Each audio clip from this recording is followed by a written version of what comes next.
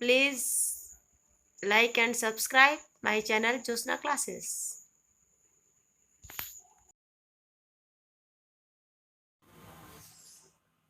Good morning students. आपका topic चल रहा था सारणिक ऋण, और उसी के संदर्भ में मैं आपको उसके अंतर्गत सार्वजनिक ऋण का भार, बर्डन ऑफ पब्लिक डेब्ट्स के बारे में बताऊंगी। सबसे पहले हम ये समझ लेते हैं कि इसका अर्थ क्या है। सार्वजनिक ऋण का भार है क्या? तो सार्वजनिक ऋण से के भार से तात्पर्य उस त्याग के कारण होता है। ठीक है, त्याग मतलब जो मनुष्य त्याग करता है धन का, से होता है, जो कि कराधान में वृद्धि के प्रभावों के कारण लोगों को करना होता है। कराधान में जो भी वृद्धि हुई है, टैक्स देने में जो भी वृद्धि होती है, तो उसके बाद जो प्रभाव पड़ता है, ठीक है, उनके कारण जो लोग करते हैं, ठीक है, वो कहलाता है सार्वजनिक ऋण का भार। कराधान में वृद्धि उस समय करनी होती है जबकि सार्वजनिक ऋणों की वापसी की जाती है। जैसे उधार का जो पैसा गवर्नमेंट हमारे लिए लेती है जनता के लिए, उसको जब वापस करना पड़ता है, उसको जब अर्थव्यवस्था ठीक हो जाती है, तो क्या करता है, टैक्स में वृद्धि की जाती है। और उसकी भरपूरी कैसे करी जाती है? जनता से, या आप कह सकते हो उसे सार्वजनिक ऋण का भार कहलाता है वो। ठीक है, तथा वार्षिक ब्याज अदायगियां की जाती है, या अगर वो लौटाल भी नहीं रहा है तो वो पैसा, तो उसका ब्याज तो देगा ही हर साल। ठीक है, सार्वजनिक ऋण का भार प्रत्यक्ष भी हो सकता है और अप्रत्यक्ष या परोक्ष भी। ठीक है, दोनों एक ही चीज है। प्रत्यक्ष मौद्रिक भार, डायरेक्ट मनी बर्डन का माप ऋण वापसी के धन की मात्रा से तथा उसके कारण कराधान में की जाने वाली वृद्धि की मात्रा से किया जाता है। ठीक है, ऋण वापसी की धन की मात्रा से मतलब प्रत्यक्ष मौद्रिक और डायरेक्ट जो मनी बर्डन है, वो किस किस से किया जाता है? जो ऋण वापसी का धन, मतलब जो उसको वापस करना है उसका धन जितना है, ठीक है, जितनी भी मनी है, और उसके कारण जो भी कराधान में, टैक्स लेने में जो भी परिवर्तन किया जाता है, उन सब से है। ठीक है, वो क्या कहलाता है? प्रत्यक्ष मौद्रिक भार, मतलब दिख रहा होता है सब कुछ। तो प्रत्यक्ष वास्तविक भार अर्थात कल्याण की उस हानि, ठीक है, कौन सी हानि? देखो, अर्थात करदाताओं के द्वारा किया जाने वाला वस्तुओं तथा सेवाओं और उसका त्याग, ये वाली हानि। ठीक है, हानि कौन सी? ये ब्रैकेट के जो अंदर है। फिर हम आगे पढ़ेंगे हानि के बाद। आर्थिक प्रत्यक्ष वास्तविक आर्थिक कल्याण की उस हानि में बराबर होता है, या में बराबर होता है, जो बढ़े हुए कराधान के प्रत्यक्ष मौद्रिक भार के कारण होता है।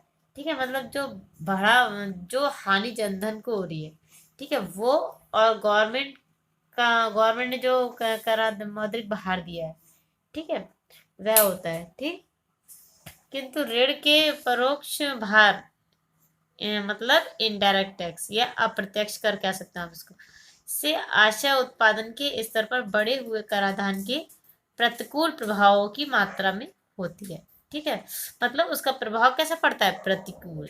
ठीक है, अगला टॉपिक देखेंगे हम। सार्वजनिक ऋण के आंतरिक एवं बाह्य भारों का पृथक पृथक अध्ययन करेंगे। ठीक है, सार्वजनिक ऋण के आंतरिक एवं बाह्य भारों का हम पृथक पृथक अंतर करेंगे, मतलब अध्ययन करेंगे। मतलब पहले हम आंतरिक ऋण पढ़ेंगे, फिर बाह्य पढ़ेंगे। ठीक है, तो सबसे पहले आंतरिक ऋण का भार पढ़ लेते हैं। आंतरिक का मतलब हुआ, इसमें देखो आप समझो, आंतरिक मतलब देश के अंदर, बाह्य मतलब देश से बाहर। ठीक है, आसान शब्द में। तो अभी आंतरिक ऋण का भार पढ़ रहे हैं हम, यानी देश के अंदर का भार। तो उसके अंतर्गत हम पढ़ रहे हैं प्रत्यक्ष मौद्रिक भार, डायरेक्ट मनी बर्डन, जो मैं ऊपर समझा चुकी हूँ, उसी को थोड़ा डीपली पढ़ेंगे। ठीक है, आंतरिक ऋणों में केवल धन का पुनर्वितरण होता है। अब एक बात बताओ, जब देश का धन देश में उधार लेके देश को ही चुकाया जाएगा, तो क्या होगा? पुनर्वितरण, एक साइकिल चलती है, उसी को बोलते हैं पुनर्वितरण। ठीक है, होता है, इसलिए ऐसे ऋण का कोई द्रव्यिक भार नहीं होता। मतलब देश की अर्थव्यवस्था पर उसका भार नहीं पड़ता, क्योंकि देश के अंदर ही लिया जाता है और देश के अंदर ही चुका दिया जाता है। ठीक है, कहीं बाहर नहीं भेजा जाता, क्योंकि सरकार जनता से ऋण लेती है, या जनता सरकार से ऋण लेती है, और उन्हीं पर कर लगाकर उन्हीं को क्या करती है? वापस कर देती है। ठीक है, ये हुआ हमारा डायरेक्ट मनी बर्डन। अब हम पढ़ते हैं परोक्ष मौद्रिक भार। परोक्ष मतलब अप्रत्यक्ष या फिर इनडायरेक्ट मनी बर्डन। ठीक है, जब सरकार जनता से ऋण लेकर विकासात्मक कार्यों, मतलब डेवलपमेंट वर्क, ठीक है, पर व्यय करती है, तो इससे अनेक वस्तुओं की मांग में वृद्धि हो जाती है। ठीक है। अनेक वस्तुएं, नई नई वस्तुएं जब विकास कार्यों में होगा तो नई नई वस्तुएं भी चाहिए विकास के लिए। इसके परिणाम स्वरूप वस्तुओं के मूल्य बढ़ जाते हैं, और जब ज्यादा से ज्यादा खरीदारी होगी तो उनके मूल्य अपने आप बढ़ जाएंगे। ठीक है, यही आंतरिक ऋण का परोक्ष मौद्रिक भार है। तो ये डायरेक्ट भार ना पड़ के अप्रत्यक्ष रूप में पड़ता है। ठीक है, अब एक नई चीज देखिए, ये था परोक्ष मौद्रिक भार। अब आप पढ़िए प्रत्यक्ष वास्तविक भार।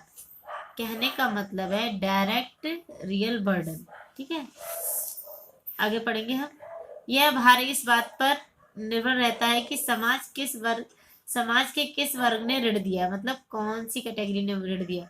अर्थात सरकारी बॉन्ड किस प्रकार के लोगों के पास है, मतलब सरकारी बॉन्ड होते हैं ना, कोई भी ऋण लेते हैं तो वो किसके पास है। यदि ऋण पत्रों को व्यक्तियों ने खरीदा है और इनके भुगतान के लिए सरकार ने धनी वर्ग पर कर लगाया है, तो ऋण का वास्तविक भार क्या हो जाएगा, कम हो जाएगा। ठीक है, समझ रहे हो। यदि ऋण पत्रों को व्यक्तियों ने खरीदा है और उसके भुगतान के लिए सरकार ने धनी वर्ग पर कर लगाया, मतलब उसने निर्धन वर्ग को छोड़ दिया है। ठीक, जिसके पास मतलब ज्यादा पैसा होगा, इनकम टैक्स हो गया, जो भी है। ठीक है, परंतु व्यवहारिक जीवन में धनी वर्ग ही सरकार के ऋण पत्र खरीदते हैं और निर्धन वर्ग को कह देकर उसका भुगतान करना पड़ता है। रियल में ये होता है कि धनी लोग तो खरीदते रहते हैं ऋण पत्रों को, लेकिन भुगतान कौन करते हैं, निर्धन लोग। देखो मैंने आपको पहले भी बता रखा है कि सबसे ज्यादा बिक्री कर वगैरह जो भी है, जिन चीजों पर बढ़ता है खाद्यान्न पर, उसका भुगतान कौन करता है, आम जनता। ठीक है, इसलिए अधिकांश आंतरिक ऋणों का वास्तविक भार बहुत अधिक हुआ करता है, मतलब बहुत ज्यादा हो जाता है, पता भी नहीं चलता सबको। ठीक है, इसके अतिरिक्त ऋणों का प्रत्यक्ष वास्तविक भाग एक दूसरे के दृष्टिकोण से भी बहुत अधिक पड़ता है। ठीक है, अधिकांश ऋण पत्र क्या है, वृद्ध व्यक्तियों के द्वारा क्रय किए जाते हैं, कोई बूढ़े बाड़े लोग ही उसको लेते हैं ऋण पत्र। ठीक है, जबकि उसका भुगतान कौन करता है, उनके नाती पोते परपोते। ठीक है, बूढ़े लोग तो अपने बच्चों के लिए लेते हैं, एजुकेशन के लिए, जैसे भी लेते हैं, लेकिन वो क्या कहते हैं, फिर थोड़े दिनों बाद उनका स्वर्गवास हो जाता है, तो उनके नाती पोते बेटी जिसके लिए भी लिया होता है वो अपना इसको चुकाता रहता है। ठीक है, को अपनी वर्तमान आय में से करना पड़ता है। इस प्रकार धन का हस्तांतरण तरुण वर्ग में वृद्ध वृद्ध वर्ग की ओर, क्रियाशील व्यक्तियों से निष्क्रिय लोगों की ओर होने लगता है। देखिए यहाँ पे क्रियाशील व्यक्ति किसे कहा, समझ रहे हैं आप, जो ले रहा है ऋण। ठीक है, और निष्क्रिय जो नहीं भी ले रहा, जिसने नहीं भी लिया फिर भी भुगतान करना पड़ रहा है।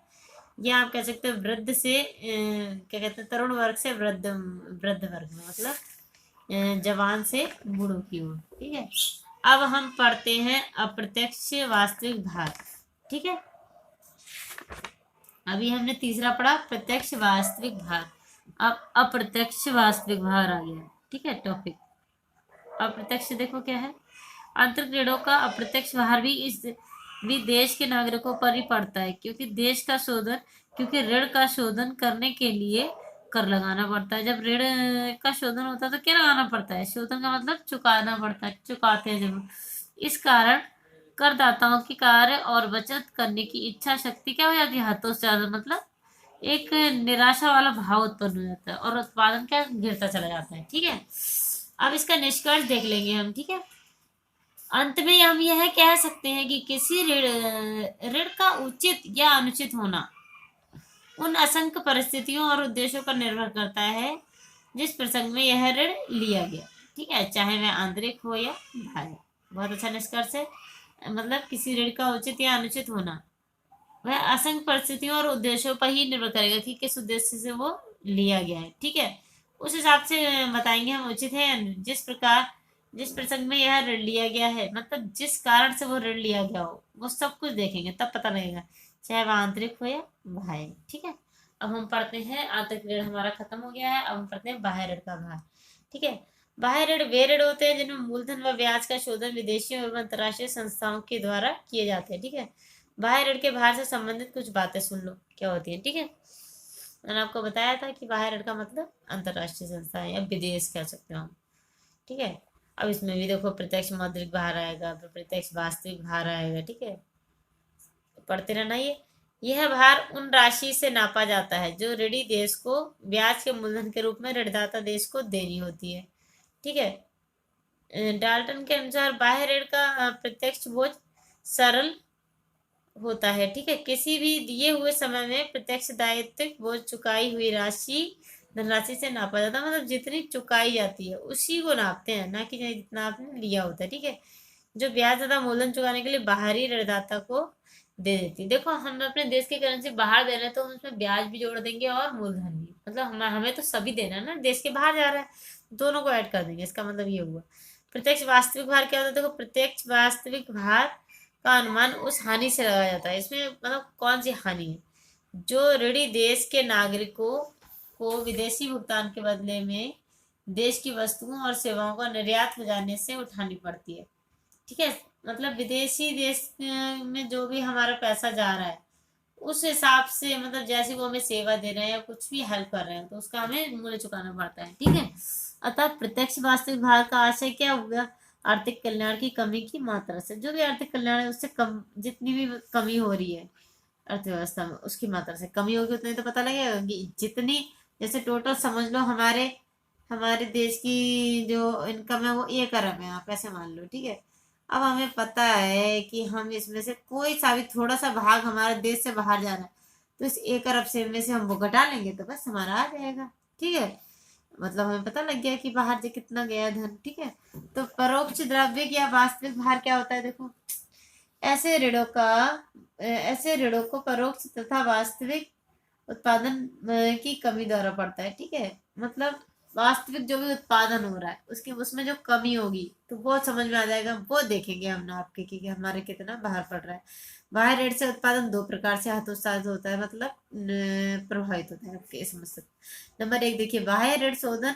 ऋणों का शोधन करने के लिए भारी करारोपण करना पड़ता है। ठीक है, बहुत हैवी करारोपण, जिससे ऋणी देश के नागरिकों के कार्य तथा बचत करने की सामर्थ्य पर क्या पड़ता है? बुरा प्रभाव पड़ता है। मन ही नहीं करेगा उनका। ठीक है, जो भी सामर्थ्य होगी वो नहीं कर पाएंगे, क्योंकि उनको टैक्स भी पे करना है। जैसे कोई पहले 500 रुपये पे करता था और क्या कहते हैं वो 500 रुपये बचा लेता था।